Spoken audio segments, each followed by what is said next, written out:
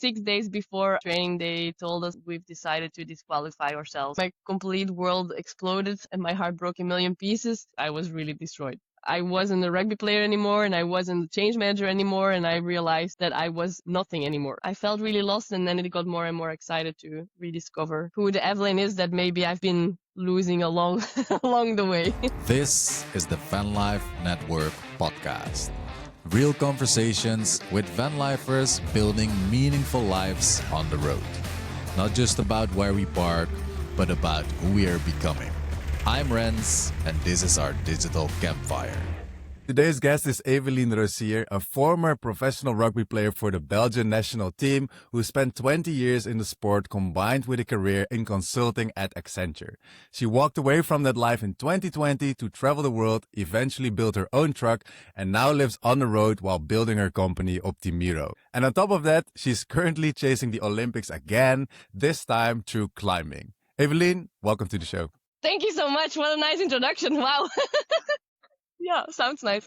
What's funny is this isn't the first time that we're actually having a conversation like this. Well, now we're having it digitally, but about a year ago at Betoeterd, a Van Life festival, you were actually the one interviewing me about the Van Life Network. Yes, and I was listening to your cool stories and I was impressed by what you were doing, so it's nice Amazing. to now be in reverse roles. Exactly, and now we flip the roles. So Yep. I'm really curious to go back to the start of your story. Like, you had a life that looked really good on paper, like a rugby career, Accenture, traveling the world. At what point did you feel like something was off? Well, my life was not just good on paper. I think it was also really nice in real life, having a career, performing, going up, like everything was about performance, also with rugby. So it's in a way not necessarily off. It's more that we didn't make it to the Olympics because of some decisions of the trainer. And I did promise myself before that the day I quit rugby, nothing holds me back in Belgium, and then I will go and travel. So it was more like a combination of, in the end, not reaching the Olympics because of several decisions. And then on the other hand, the promise that I kept to myself that I decided to change. And so you've been playing rugby for like 20 years. What did rugby give to you that nothing else could? Good question. I think rugby is a crazy sport where you need to have all different kind of people, different kind of body formats, and it kind of become a puzzle altogether. So I think for me it was a lifestyle of training through rain, snow, also hot days, like everything together. It kind of makes you, I don't know, tough in a way, and also very social because you're always with a team. Yeah. And so what did like a normal week look like for you back in the day? A normal week for me, well, usually a week starts on Monday, but let's say my normal top sport or elite athlete life started on Sunday, because on Sunday I would prepare all my meals for the full week. So I would cook with everything. Like I would use the microwave, the wok. I would make like these pancakes on a pancake machine. I would use like a smoothie maker, like everything. Like my full kitchen was an explosion. And I would prepare all my meals so that on Monday I would be ready for the full week. On Monday, I usually had to go do sprints or running. So, well, I left off to work because I also combined it with like a full-time crazy career at Accenture, Crazy. as you told me. So I would leave in my car, I would have breakfast behind the wheel. Then I would be at my client side. I would have lunch behind my computer usually. And then for just before dinner, I would rush into the toilets of the client. I would get changed from my business outfit into my rugby outfit. No way. And then I would have my dinner behind the wheel again, driving onto training. And then I would go to training. Well, Monday was running, so it was a bit more flexible where I would go. But then on Tuesday, Wednesday, and I think also Thursday, we had rugby training. So I would just arrive and then I would come home around 11:30, midnight, take my dirty clothes out, all my dirty Tupperwares out, and then get my next clothes ready, bag ready, food ready. And then that was basically my full week. And then on Saturday we had competition, and usually on Sunday I had a resting day. My So goodness. that was a typical week, yeah. Oh my goodness. That sounds almost stressful, but like obviously you were chasing like something bigger than you. Yeah, and I think in a way it was stressful maybe, but I kind of, I don't know, it was my life. I was used to it. I was combining it. My clients always told me, how can you have like such a double life? On the one hand, having your full-time career and making your promotions and chasing like everything that you want to achieve. And then on the other hand, like at night, you become this rugby, I don't know, monster or rugby person that like goes chase that. And then every 2 weeks, we would be on a competition or a training camp. So also all my holidays went into rugby. So yeah, it was a lot. Your whole life was rugby, basically. Mm-hmm. Wow, Yeah. that's crazy. And so while chasing your rugby dream, you were also on a professional career at Accenture. Can you tell us a little Yes. bit more about Accenture? Yeah, Accenture is a huge company. I think there are now 500,000 people in the world. So it's like a huge, crazy community of people who all are working for companies. So basically, Accenture sends you on projects. My projects were related to change management. So I would make sure people could and want to change. So imagine if a company decides to not have all the requests from clients on paper, but everything is going to be now on an iPad or a tablet. Then people need to learn how that works from paper to tablet. Some of the younger generations would be like, super cool, we're going to have a tablet at work, that's awesome. And the older generations, I mean, yeah, it depends, because in general, they would be like, no, but it was better before and I don't want to change. So that was me who had to help people make the change, understand it, building like a change network inside the company with people who are motivated to help others change, to understand what is happening. But that could also be when a company would merge, two companies would merge and they have to work together, but they all have their own thing. So anything which is related to change, that was I was doing, first in Belgium, then in France, then in the US, in Israel, everywhere, kind of. Now, if you're living van life or dreaming about it and you've ever felt like you're doing it alone, this is for you. It's called the Van Life Network. It's a private community full of real van lifers from all over the world actually connecting. No algorithms, no ads, no fake social media stuff, just real conversations, real friendships, and people you actually meet on the road. There are weekly calls, a live map to find people near you, and meetups happening all the time. So instead of just chasing the next spot, you start building real friendships along the way. It's completely free to join at school.com/vanlife. School spelled with a K. Links in the description or scan the QR on screen and we'll see you there. So, like for your rugby, did you also travel because you were playing for the Belgian national team? And for your work, you were also traveling? Yes, correct. So it was, So for rugby, it depended on where the competitions were, because every 2 weeks we had usually something like a training camp or a training weekend or a competition. So I think at least 2 times a month I would be somewhere, either for rugby or for work. And then I still had to combine also with my training. So it was a big, huge puzzle to make every week and every every month, every day. That is absolutely wild. And so at your peak, like who were you as a person? You were like professional rugby player, you were like building a career. Like how did the outside world view you? I think for everybody in the outside world, okay, number one, I was crazy, I think. And then number two, rugby player and change manager. That was like my identity. That was my whole world. And yeah, for the outside world, I think people didn't understand how I could do all that in 24 hours. So when people would say, like, where do you find the time? I usually would reply that I would live in 30 hours, that I have 30 hours. And then people were like, okay, but how? Yeah. So I think crazy rugby player and change manager, that was it. And I was super structured, I'm still very disciplined. But yeah, sometimes when I look back at this time, I think like, how the hell was I combining everything? Even if people now look at me and say, how the hell are you combining everything? So I think some things never changed, but my perspective changed. Wow. And I guess like you, for your doing, let's say your life now is more laid back than back then, I assume. Yeah, in a way, yes, because now I run my own company, so I choose my own hours. There's, of still, in a way, clients that expect things from me, but it's different. I can make my own schedule. Plus, I also like now sitting still, looking at nature, walking in nature. I love meditation. like there's a lot of things that before I would see as it's a waste of time, that I now appreciate a lot. Writing, maybe like coloring mandalas, stuff like that. Yeah, yeah. So I think in that way, my life is way more laid back compared to before, even if I'm still chasing huge dreams. Yeah, that's beautiful. And earlier in our conversation, you mentioned something about the Olympics, about disqualifying from the Olympics. Like, how close were you actually to the Olympics back then? Yeah, good question. So in my opinion, we were very, very close in that sense.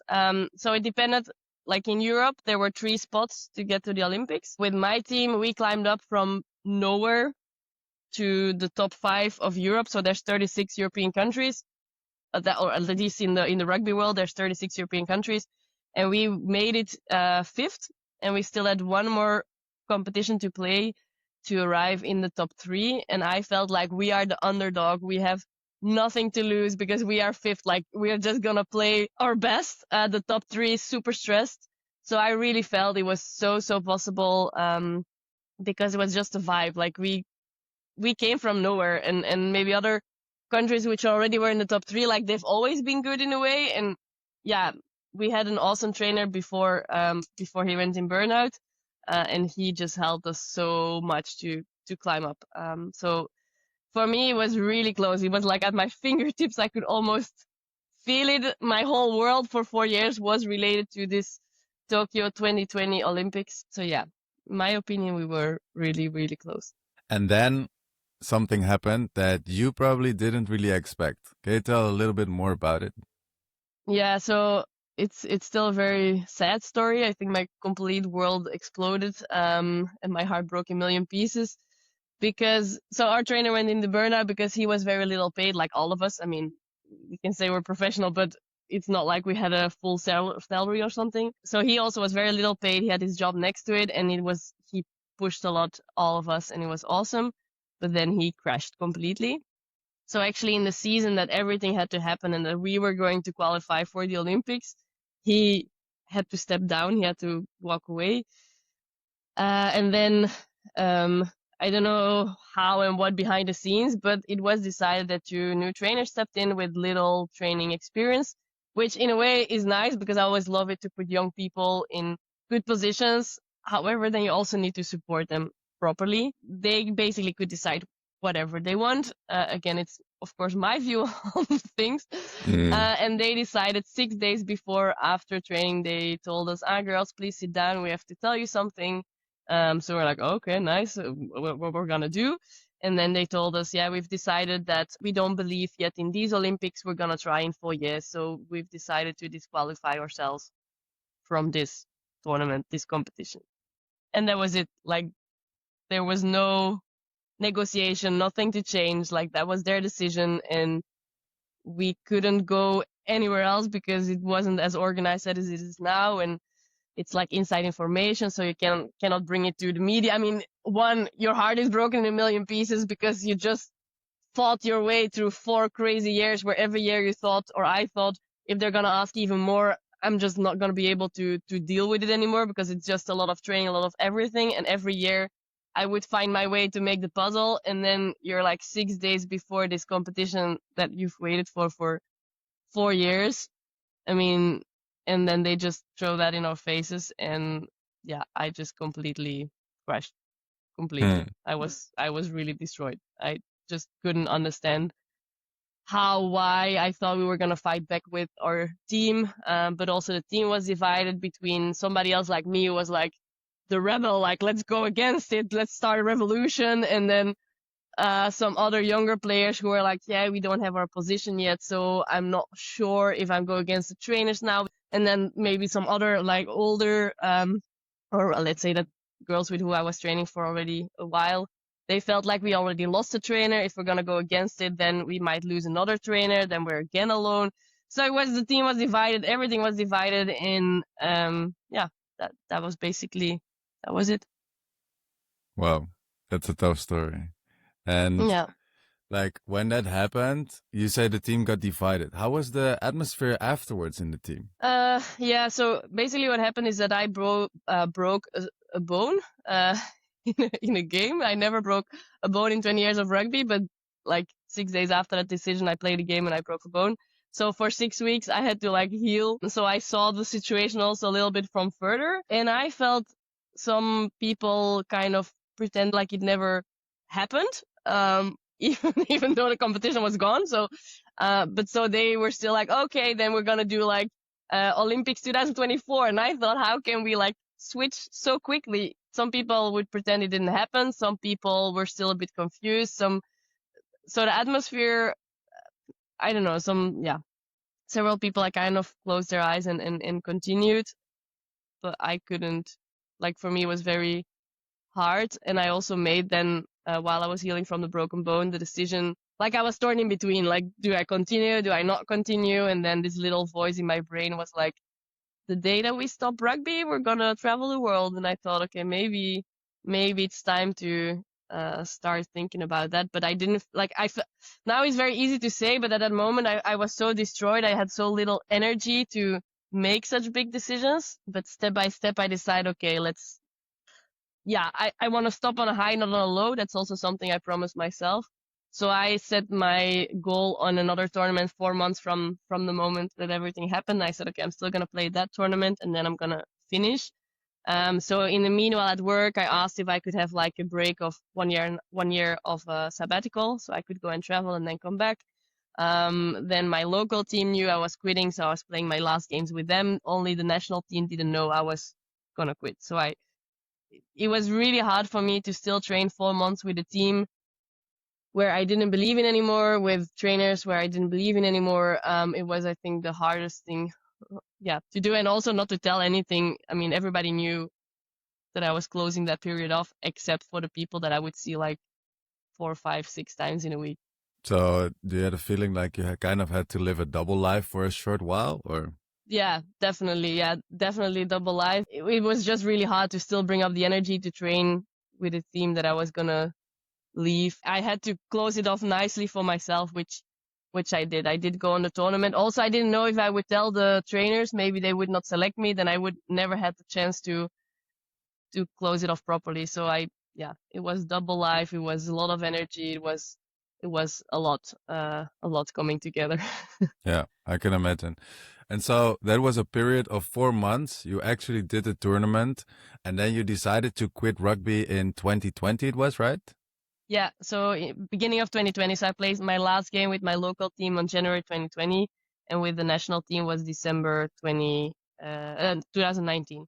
Okay. Yeah. And what did it feel like to walk away after 20 years of being a professional player and being so involved in the game? Yeah, it was really hard. It felt like a relationship that I always believed in that I now kind of let go. I also did like a finishing speech for all my teammates and the trainers, where I explained it like I met my boyfriend when I was 13 years old, and I didn't know initially like he was a good friend, and then it became really like my boyfriend, very innocent, and then we decided, okay, at the age of 18, let's go next step, and then it became like the national team, and that's also how I kind of felt. I explained it that way, but it really feels that way. And then I felt really betrayed kind of by the close family of, let's say, my partner or my boyfriend, where I decide, okay, this is not a healthy relationship anymore, and I need to walk away. And it asked me a lot of energy to let go of something for which I've lived like my whole life, and that I've built my whole life. So that's kind of how it felt, and how it in a way still feels. I'm very happy I made that decision, and my life the past 6 years changed so much for the good. That doesn't mean it makes it easy. And what scared you most about making that decision to actually walk off? I think letting go of everything I knew. It kind of is a rhythm that you're in. Like you go to training, like even if it's raining a lot, like people are expecting you to be there. So it's scary to let go of your rhythm, your habits, people that you knew, like everything, just letting go of kind of your complete life and routines into something you don't know what you're expecting. Even though I love discovering and I love finding out new things. But still, it's very hard. Very hard. Oh. Especially like if you're doing it for 20 years, of course, like you tied your whole identity to the game, to the sport. And so like after walking away from it, like I can imagine that it felt like starting a new chapter and kind of reinventing life again, right? Yeah, true. Because I went through like, from the age of 12, 13, I started rugby. So like, let's say my teenager, my puberteit, as we say, like everything has gone through it. Then at 18, I was an adult. I was going to study. I was independent. I mean, also that was with rugby. Then I started working also with rugby. Like I've been growing through, and the rugby was always there. Yeah. And then suddenly you don't have rugby, like, and then I decided to travel to the other side of the world, which is also like new, like everything is again on your own. The only thing that you have with you is a backpack. Okay, it's nice. I've been traveling before with a backpack, but not like suddenly that's the only companion that you have. It's weird. It's very strange. Wow. That's crazy. Did you ever had the feeling that you made the wrong decision? I don't know. I don't think I felt I had made the wrong decision. However, sometimes I did watching like the videos of the girls still playing, and they did push for the 24 Olympics. They didn't make it, very, very close. But then watching it, I was crying because I mean, in a way, I'm super happy. I mean, I realized for the past 4 years, I've been growing so much as a person. I've been making my own choices. I let go of like having to train and having to do all this. So in a way, I was super proud. On the other hand, sometimes it just feels, I'm making a lot of decisions on my own, and it's, watching the video and seeing a team who work together, who've been pushing together for 4 years. I kind of felt left out in a way. But yeah, the wrong decision, no, I made the right decision. That's for sure. Amazing. I'm happy to hear that. Okay. And then something new happened. Like you promised yourself, I'm going to travel the world once I quit rugby. Why did you promise that to yourself?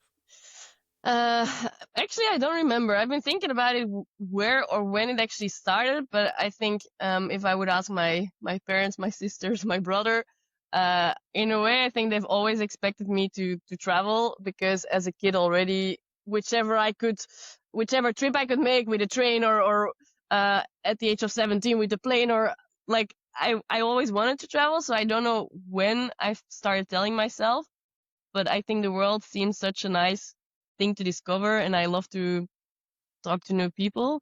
So I think somewhere in my teenager years, I told myself one day I'll go and travel once I quit rugby. So I think that's where it actually comes from this need of, I think my passion is discovering and traveling, finding out new places. So yeah, I think it's something within myself, the need to travel and to find out new places, new people, new things. Love it.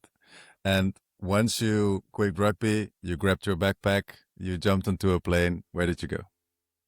Yeah. Of course, there's the preparation period before and emptying my apartment and everything, and asking myself, am I making the right question? Maybe I shouldn't leave.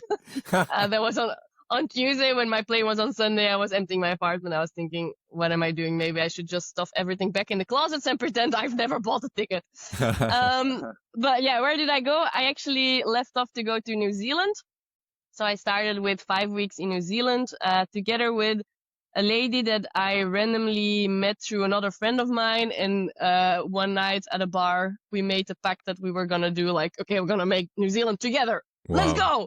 And then we booked a van, and then another friend of mine, meanwhile, an ex-colleague of mine, but she was still working at Accenture, was also like in doubt, what should I do with my life? And she also joined us. So 3 ladies in a van in New Zealand, far away from COVID at that time, because I left on 2nd of February, so 02/02/2020. I decided I'm gonna leave that day because I love that date, and it's the start of my new life. So that's when I left off. And then there were like this start of COVID somewhere. But then we were in a van, and we were in between mountains and sea, and canoeing and hiking and whatever. Like there was no way COVID was ever gonna hit me, I think. So that was 5 weeks. And then I was supposed to fly to Southeast Asia. So my plan was starting in New Zealand, then going 3-4 months to Southeast Asia, and then half a year South America. And then what actually happened is that after 5 weeks of New Zealand, a friend of mine, she was in Australia, and she told me, you cannot fly to Southeast Asia without stopping and visit me. I mean, you're going to literally fly over me. And I was like, yes, I know, but I've already been in Australia. Yeah, but you haven't done the west side yet. And I have a van and we can travel in my van and ta-ta-ta-ta. So after some negotiations, I decided, okay, fine, good. I'll go New Zealand, Australia 3 weeks, then Southeast Asia, then South America. Fine. And that's, well, the plan to Australia happened.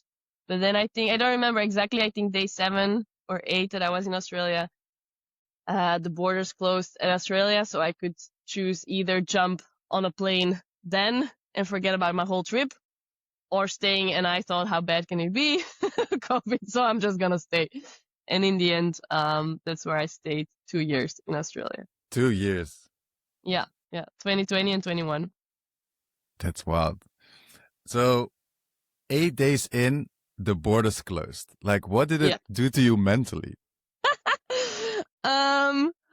I don't know. It was a weird idea. I mean, especially to be closing in a country where I didn't want to be in the first place. But I think closing the borders still sounded like a faraway thing. I mean, maybe people in Europe were following more news. In Australia, COVID was a very little thing, except for Sydney and Melbourne. Like there was almost no COVID around. So when you heard they were going to close the borders, okay, maybe in the beginning I was a bit paranoid. Like, oh no, what's happening? But then I kind of was like, okay, I mean, I was at this beautiful white beach with this ocean blue water in all kinds of colors, blue, greenish, everything in between. So yeah, I didn't feel like I was really close in a narrow space. I felt like, fine, close the borders, do whatever. I'm happy here. Do whatever. You do whatever you want. I'll just travel around. Yeah. Okay. And so you rented a van in New Zealand, then you went to Australia. I assume you like did a little van trip with your friend, maybe a very long one. Was it your first van life experience in New Zealand and in Australia? Almost. In the period where just after rugby breakdown and that I broke this bone, I actually went on a 1 week van life trip with my best friend. So he just finished building his van and he was he was going to leave for a while. And then I was torn in between everything that happened that I explained. And then I asked, do you need like a buddy that will come with you on your van trip? And he said, yeah, fine. So for 1 week, we traveled together in a van. And so that was in July 19, more or less. Mm-hmm. And that's where I really thought, okay, it's actually really nice. So that's, I think, where the seed of van life was planted in my head, which I then maybe a little bit forgot about it again. But then just before I left on my trip around the world, I told some of my friends, and I think even my dad, that the day I come back, I think I will build a van and then live in a van. Then he was like, yeah, whatever, go and do your trip and then we'll talk about it again. But then let's say the real experience of like weeks and weeks and weeks in a van. Yes, definitely. That was New Zealand and Australia. The hardcore experience, because I've also like everything was living in a van. I've been living in a 4-wheel drive. I've been sleeping in rooftop tents. I've been having my own like 2-wheel drive normal car, like these I don't know how you call it, when somebody died and you have this wooden long thing, like these cars, you know, which are a little bit wider but still a normal car. I bought a car there and I've slept in that. So yeah, it was a 2-year big van life experience. Crazy. And how was it to van life on the other side of the world? Awesome. I think Australia is such a crazy, nice place to van life, especially I think the west side, which is really wild, which I didn't know anything about, and everybody goes to the east side. Have you ever been in Australia? I've never been. It's very high on my bucket list. But... Okay, nice. Yeah, so basically everybody goes to the east side. East side is a lot of partying, is a lot of surfing, is a lot of, let's say, many cities in a row, while the west side is wild, is crazy landscapes, is hours of driving nowhere, but that also brings backpackers really close. So most people had 4-wheel drives. I mean, the more up west you go, northwest. And then we would go like on the beach driving with 4-wheel drives. We would slackline in between, like put a slackline in between two cars. Like it was wild. It was crazy. I think the van life in West Australia is really crazy. Like, yeah, I think I've never slept in such a beautiful landscape, beautiful places. People bring speakers and you have random parties on the beach, but like there's nobody else except for the backpacker community at that time. So it's it's wild. It's really crazy. Really Wow, nice. that sounds so cool. So, did you actually have the chance to dive really into the community there, like the traveling community? Yeah. I think that's all we did, or almost all that I did. You would start off with a group of people, and you would continue, and you would meet other people in your convoy. I think you call it, like several cars together would like grow. At some point we decided to go from Broome, which is like north far up, to Darwin, which is a crazy trip that, well, not many people make because it's so rough. And if you get stuck there, then you're in trouble. And we decided to do it also just when rain season started, not the smartest, because once you cross a river and if it rains in the north, then you're going to be stuck. So yeah, I think it's you just meet people, you say goodbye to people like 3 times, but you meet them again, even if you think you will never see them again, and then suddenly they pop up again.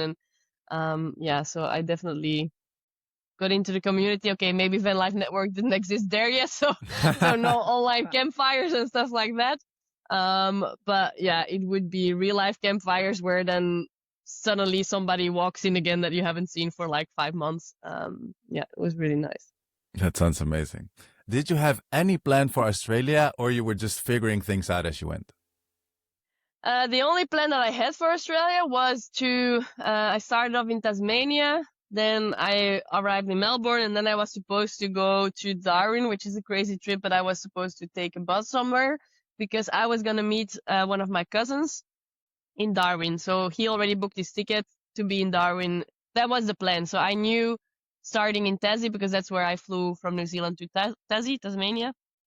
And then this friend of mine had her van there, and then we were supposed to, we did Melbourne, Adelaide. But then the rest was no plan. Like, I've never thought I was going to stay there 2 years. But then COVID decided differently, and then I decided, okay, I'm just going to stay here and travel. It's as big as Europe, so there was a lot of space to travel. And there were like the full 2 years, I think, besides the first 3 weeks, there was no plan, and the plan just unfolded itself. Also, I think quitting my job from the other side of the world, sending an email, sorry, I'm not going back, organizing that I could start my own company in Belgium, but from Australia, wasn't never the plan. Me becoming an entrepreneur was never the plan. I wouldn't understand why people would leave their job, their company car, their fuel card, whatever, for insecurity. So there was no plan, and everything just happened, and I just rolled with it and rediscovered also my identity, because I wasn't a rugby player anymore, and I wasn't a change manager anymore, and I realized that I was, in my opinion at that time, nothing anymore. So yeah, no plan, and it rolled and it happened, and yeah, I've learned a lot. I can imagine. Wow. You mentioned you were you had the feeling you were nothing. Like, did it feel empty, or was it like an exciting thing? It became an exciting thing, but at some point it really felt very empty, very insecure. I remember when I was in New Zealand, we were kayaking in like one of these fjords in New Zealand. I think it must have been, I don't know, second week or something of my trip, and I was kayaking in these huge fjords. You have like one more popular, but we went to the other one, so there were 8 people in this, I think 40-kilometer long, I don't know how wide it is, fjords, nothing, only nature, and 8 people with a guide. And then suddenly I realized, well, 1, I felt really small in nature. I was really impressed. And 2, I was like, but when people ask me, hey, Eveline, like, who are you? Like, what do you do? I just didn't know what to answer, because I was just there, and I wasn't the rugby player anymore. And so it felt really crazy. And then fast forward to a couple of weeks later when I was in Australia. So we had a lockdown of 2 months. That was it. But so 2 months well, we took a beach house with 11 backpackers, all nationalities. It was really awesome. However, I also realized that many of the conversations were about like crazy movies or these books or actors or famous football players or everything. And since I was 18, I've never watched television anymore. So I didn't know, and I didn't really follow the news. I didn't know, I had nothing to bring to the table. That's how I felt. Like I was not able to talk about any of the topics that they were talking about. And I couldn't tell anything about rugby or about, my job anymore because I didn't have it anymore. So I really felt like really lost. And then one guy, Pierre, who was also part of the house, I told him, I said, he was kind of my best friend in the house. And I said, like, look, everybody's like sharing things, but I cannot do it. Like, I don't bring anything to this house. And then he said, Eveline, please, who is organizing the yoga sessions in the morning? Who made the plan to make sure that everybody cooks? Like every day somebody would, in a duo, would cook for somebody else. Then there's every Wednesday we had like team parties, like a Australian team or where you had to get dressed and then you had to go and get clothes that match that outfit for the party. And then who is organizing that every evening we go play beach volley with sunset, and then first just we do beach volley and then we watch the sunset together. And then who is organizing that at Easter you have been hiding chocolate eggs everywhere? And he was like, you are bringing so much, like you create a community, you create a team, you create a vibe, you just like motivate people. You bring so much of your energy and enthusiasm into the house. Like without you, it would just be random people together and that's it. And I was like, oh, really? So yeah, I think he really helped me a lot, opening my eyes and rediscovering that when I don't have to do anything in life or when I have lost everything in life, I mean, that's how a little bit I felt. Like, what am I then still bringing to people? What am I bringing to myself? And I think I also realized that sport is also, if I don't have to do sports, I'm still going to find ways to be active. So yeah, I felt really lost, and then it got more and more excited to rediscover who the Eveline is that maybe I've been losing along along the way. Wow. So you were kind of the organizer. That sounds really cool. And Yeah. living in a house with 11 backpackers during lockdown, honestly, it sounds like the dream. It really was. We even had these like Nerf guns. I don't know if you know it, like these, yeah. So we decided to buy those, and then we would like have fights. Like we were all crazy kids in the house, climbing over sofas, jumping behind the stairs, and it was really, really, really funny, really awesome. And Amazing. something else we did every week, we put like all the names in in like a pot, and then we would like, who is getting this room, and then we would like put who is sleeping with whom in which room and who is sleeping in the living room, because we had like a room too little. And yeah, it was really funny. I really, really enjoyed those 2 months. Yeah. Amazing. That sounds so cool. And while you were in Australia, you already mentioned it, like you also started your own company. Mhm. Your own company called Optimiro. Like, Yeah. what is it? And who do you help with Optimiro? Yeah. So Optimiro, the name comes from, on the one hand, optimistic road, and optimistic Rosier. Rosier is my last name. Because I felt like I was beaten down like completely to the ground with everything that happened. And I would always find like a spark of optimism. And I think that's also something I wish for other people, that realizing that you can change your road as much as you want and as many times as you need. So Optimiro stands also for dream, dare, do. Like that's my full lifestyle. And what I do is basically, on the one hand, I help other people like me quit their career and change their lives through like, I have coaching sessions, either 1 session, 3 or 6. So it's like different cycles, different journeys. But I know it's not always easy to do everything on your own. And having somebody to think, to brainstorm with, that brings structure, that asks you questions that maybe you don't want to ask. I think that's very valuable. So along, let's say, the years, because now it's 6 years that I have, 5 years that I have my company. But that's basically what I do. So help other people dream, dare, and do. Coaching journeys. And then on the other hand, I speak in public at events for companies, where I also talk about dream, dare, do, and where I kind of bring the athlete mindset into companies, because sometimes we forget when we work in companies what we actually do it for, or we forget our passion, or and then I kind of bring it back, or I open people's eyes in a way. So yeah, it's especially coaching journeys and keynotes what I do. Wow. So it's basically like you inspire people with your own story, you tell your own story, Yeah. and you kind of do the change management thing in a way, Yeah. maybe? Yeah. Yeah, but then with a different angle. Yeah, not with business process and stuff, but more on a personal level, and connecting with people, and kind of being also the mirror for some people to really understand what they really want. That's beautiful. And what taught you more, like your own transition or your professional experience?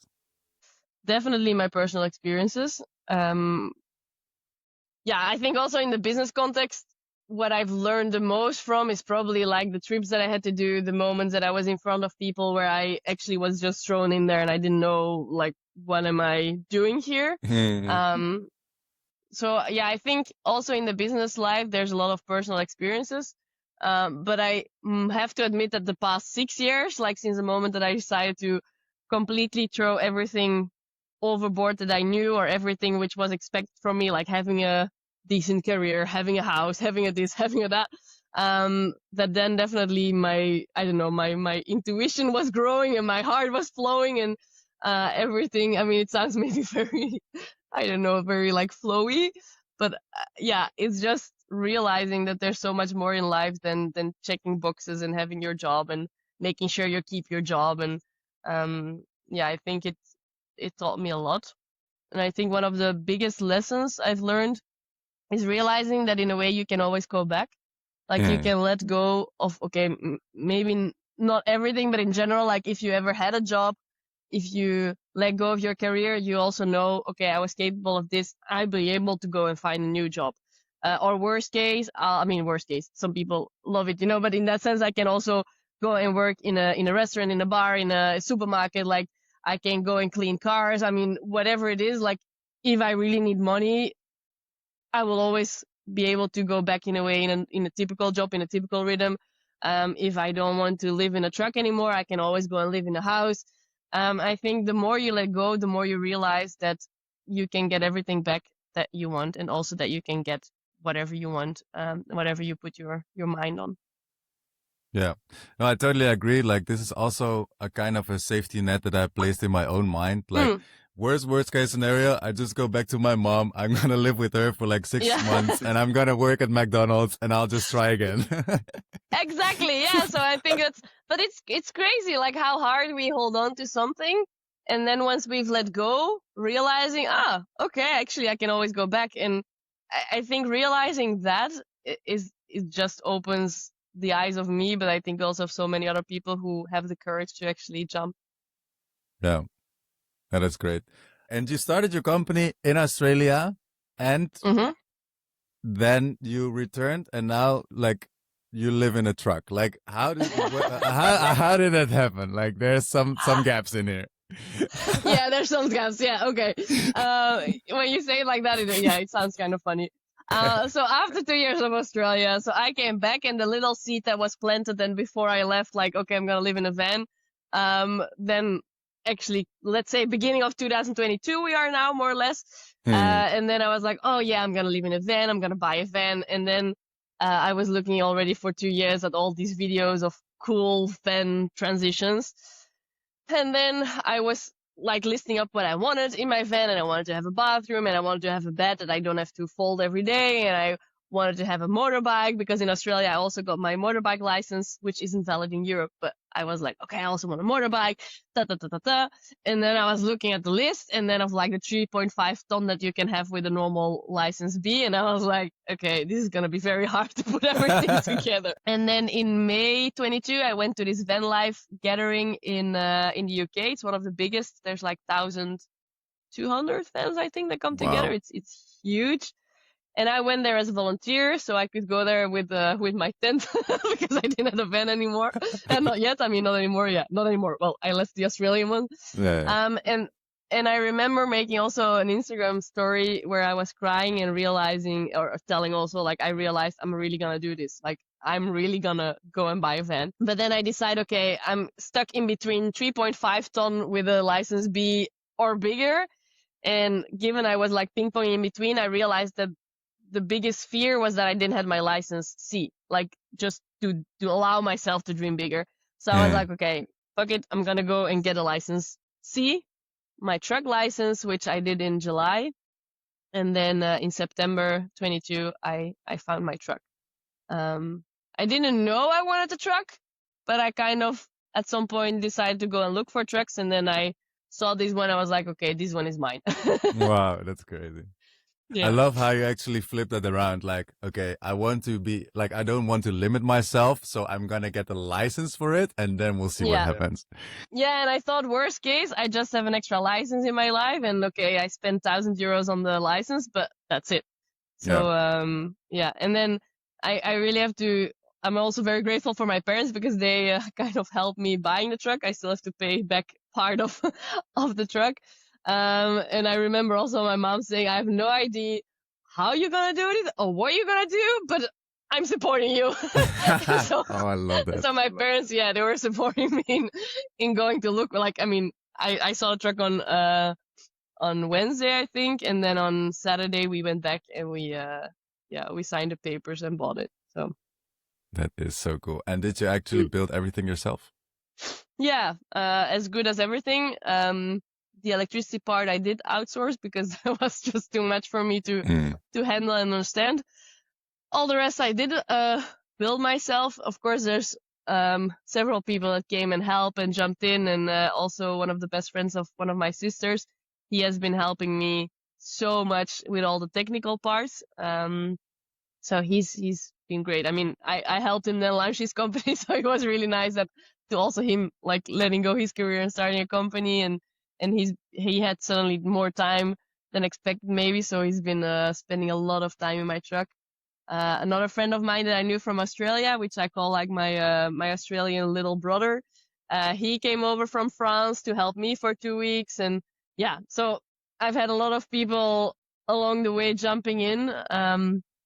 Even if often people would look at me and they would be like, okay, so what are we going to do today? Like, it was all on me because I had to make the plan. And I still find it crazy that I'm now in my truck because I'm really bad with measurements, like really, really bad. It just, I'm really good in learning languages, but numbers for me are just like all mixing up. So people would look at me like, okay, how high does the kitchen need to be? I didn't really have a plan. So I would just stand up and we'd like, okay, measure until my waist. Is that logic? Okay, and the couch, like how high do we have to cut the wood? So I would be like sitting in squat mode. Is like, okay, measure until my ass. And that's basically how I built my truck. Wow, that's perfectly customized to your wants and needs. Yeah, definitely. Yeah. So that's basically how it happened, and it took me almost 1.5 years to build it. Lots of tears, lots of thinking, what am I doing? I'm never going to finish this. Also, when I bought it, I think I went in 3 months of ignoring the fact that I bought a truck because I was like, I have no idea where to start. So for 3 months, I was just like kind of stuck. But then on Instagram, I was like, SOS, help me. I bought a truck. I have no idea what to do now, please. And then several people reached out, several people of the van life community, super nice. I went to check some of the vans in real life. Some I had like a video call with, and it helped me like to be like, okay, it's normal to be overwhelmed and not to be able to make all the choices. But then so many people just reached out and helped, and I'm super grateful for all the people like Jurgen, like other people, Jonah, the couple. Anyway, so many nice people that just jumped in and helped. Really, really nice. Sounds almost like a community project. Definitely, yeah. Building your home on the road. Yeah, wow, yeah. That is so beautiful. And like, how long have you been living van life or full time now in the truck? I think officially 2 years. 2 years, okay. 2 years almost, yeah. In June, I think it's gonna be 2 years. Full time, just truck life. Full time, almost full time. I still go back and forth sometimes to Belgium, to Netherlands, because I was still doing some workshops. But that I call Blocky, my truck, home. Yeah, 2 years. And probably a bit more, but then like I only start counting from the moment that I did my truck warming, but I admit that the months before I also kind of was living in it without heating in the cold Belgian winter, without water that actually was flowing. Because while I was building it, I also felt like, okay, I think the 6 months before, now this is my home. Yeah, I'm living in perfect. it. So yeah, but I'm living in it. Yeah, I love that. yeah, like In the back of a truck. Amazing, amazing. And so you were chasing the Olympics before, and at some point you just decided, I'm gonna do it again. Like you, kind of. kind of. kind of, yeah. I never thought I was gonna go back to elite athlete life because I realized like it does ask a lot of discipline in sporting. But I think in Australia I realized sport is part of me and I cannot let go of it because it always in a way comes back to me.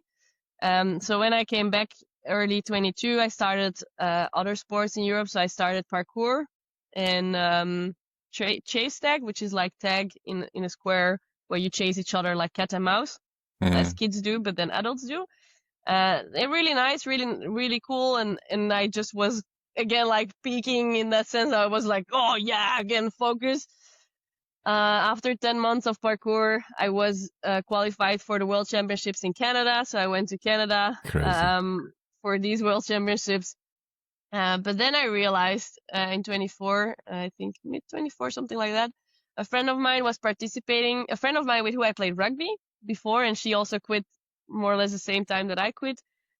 She participated in a Belgian program, like I don't know exactly how it's called, but it's about making your dreams come true. And she had like her request, like I want to reach the Olympics. And then she started playing not ice hockey, curling. Okay. Oh, wow. She started curling. Yeah.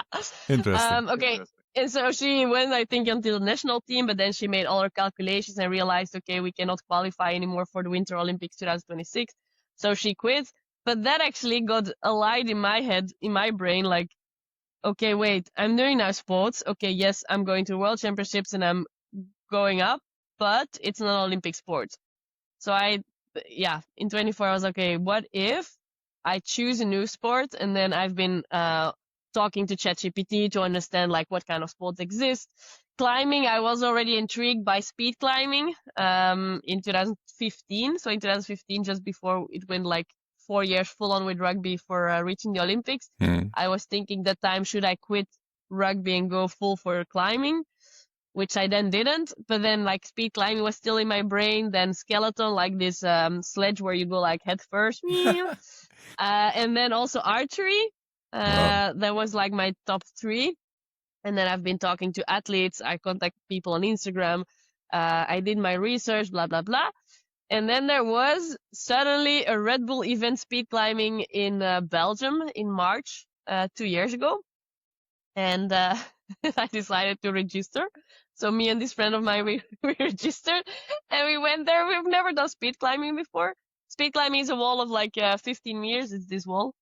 15 meters, always the same route, and you have to go as quick as you can.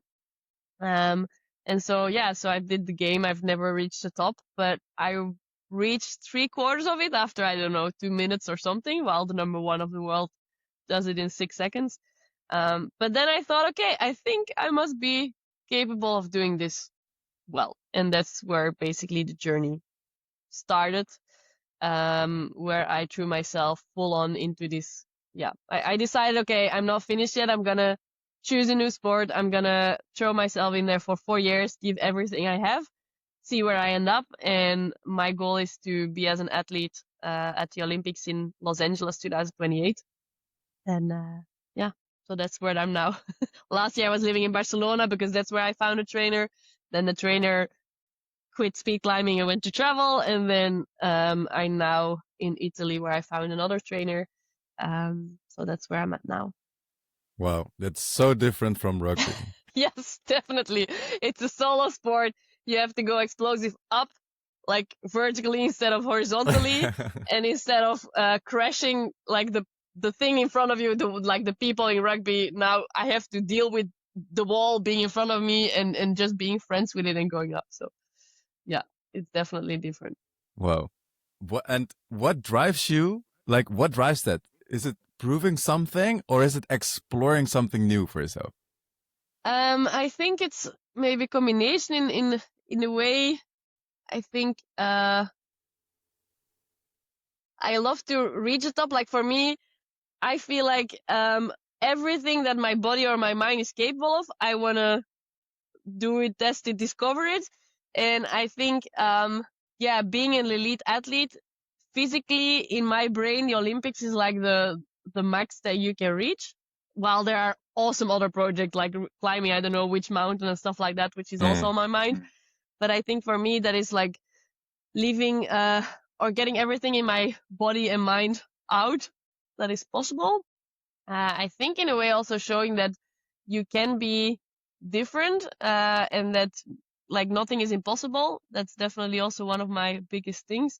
And then also one of the cards or quotes that is here is one from Pippi Longstocking, like saying, I've never tried that before, so I think I should definitely be able to do that. I think that's one of my drivers too. Wow. And do you think like you feel more aligned right now, or is it just a completely different path? Aligned compared with? Well, your Compared previous with like chasing the Olympics. Like, of course, you were part of a team, a part of a big team, and now it's just you going solo. Completely different sport, completely different ball game. Yeah. I don't know if it's more aligned. I think I had to go through the journey that I had in a way with rugby to learn all the discipline and the athlete mindset and the structure and all of that.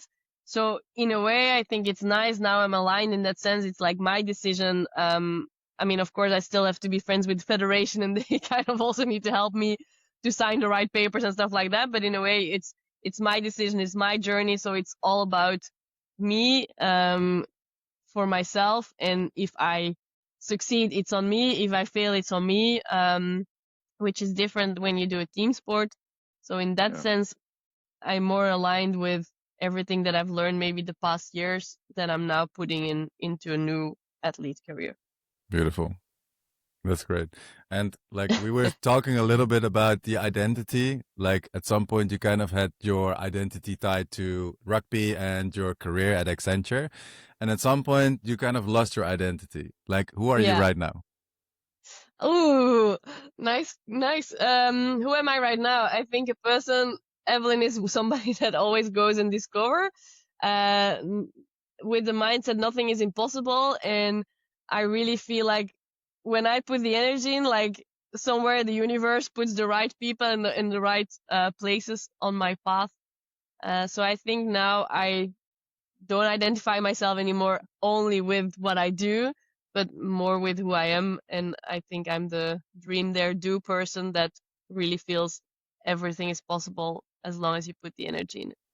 I love that. That is so good. That is so good.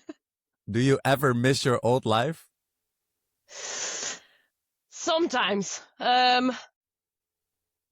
Very little, but sometimes when I think everything is coming together and where I'm making all decisions, I think the past 2 weeks been a lot for me. Like in my old life, in a way, I didn't have to think. Everything in that was sense, structured. like everything was structured. Like I had a team, I had people that would tell me you have to be at that time, at that training, you have to be da-da-da. Then this is your client, you're gonna do this and this and this. Like I didn't have to think about anything. My money would just come in with my salary. I had my company car. If it was broken, somebody was paying for it. Like the company was organizing everything. So in that sense, sometimes like the past 2 weeks where it's a lot on me because I make all decisions. I have a riding house truck where I have to make everything work. I have my own company where if I don't make any promotion about my coaching journeys, nobody's going to register. If I'm not going to the gym for my training, okay, yes, I have a trainer, but there's also a lot of solo trainings that I need to do. If I don't book my tickets to go to this competition, if I don't register myself to that competition. So all these decisions, in a way, it's really nice because it's all on me. But sometimes I feel like, oh, my old life was so easy. But I wouldn't go back. No, I'm no. Like even the tough days, they're definitely worth it because yeah, it's part of it. It's part of it. The more decisions you make and the more you let go, well, the more maybe you're aligned or I'm aligned more with my heart and what I want to do. And I would never want to give that up again to be in a structure that decides everything for me. So you're basically just paving your own way right now by yourself, your own full responsibility. It's all Eveline right now who's just chasing her dreams and doing whatever she wants. Yes, exactly. Dream there, do. It's all on me. Perfect. And whatever is coming at me, I'll find a way to deal with it. Awesome. Love that. And I want to ask you 2 more questions. One is like, what's the biggest mistake people make when they want to change their life? So what's the biggest mistake that people make when they want to change? Not change. I think that's the biggest mistake because there's, to last minute, go back. Just before they jump. Like they prepared everything to jump, they're ready to jump, and then they're like, it's so scary, and then they don't. I think that's the biggest mistake because once you've jumped, you realize you can go back. And so I think the biggest mistake is in the end not to let go. Yeah, I think that's and if people want to change that, like how can they actually take the courage to make the jump? Good question. I think either for themselves, like making very clear what they want. I think that's the easiest thing to do. I mean, the easiest thing to do once you have really the image clear where you want to be. If you want to be in your van, looking at a lake and with sunset with a glass of water or a glass of wine in your hand, well, then picture that and really keep that in your brain. If you want to be working in Bali as a online entrepreneur, then like you really have to feel it, really feel every emotion of it, cry if you need to, like realizing that you have really reached that, because on the moment that you doubt, that is what actually pushes you over the border to still make the jump. And I just figured like my second question is quite similar to this one, but if someone is listening right now and that person feels stuck in a life that maybe looks good on paper, like what would you say to them? Reach out if you really feel like you're on your own, because there's like me, but definitely many other people in the Van Life community have been going through this. And I think if you feel stuck, then maybe also realize or write down what it is, and maybe write a letter to yourself 5 years from now. Write like as if you're already 5 years further, and look around you and write down what you see, because that's also a letter that when you are doubting, it actually helps you to realize, oh my God, that's what I'm working towards. Exactly. And that can help you. Yeah. Amazing. Thank you so much for this great advice. If people want to follow your journey, Eveline, where can they find you? They can follow me on Instagram. So dream, dare, do journey with a dot in between every word. So dream.dare.do journey. And if they want to know more about, hey, yeah, I might be stuck and I need help, or you reach out on Instagram, or you go to my website, Optimiro. So it's from optimisticroad.com. So optimiro.com. Amazing. Thank you so much for this amazing conversation. Super inspiring to talk to you. And yeah, I think we should all just change our lives for the better.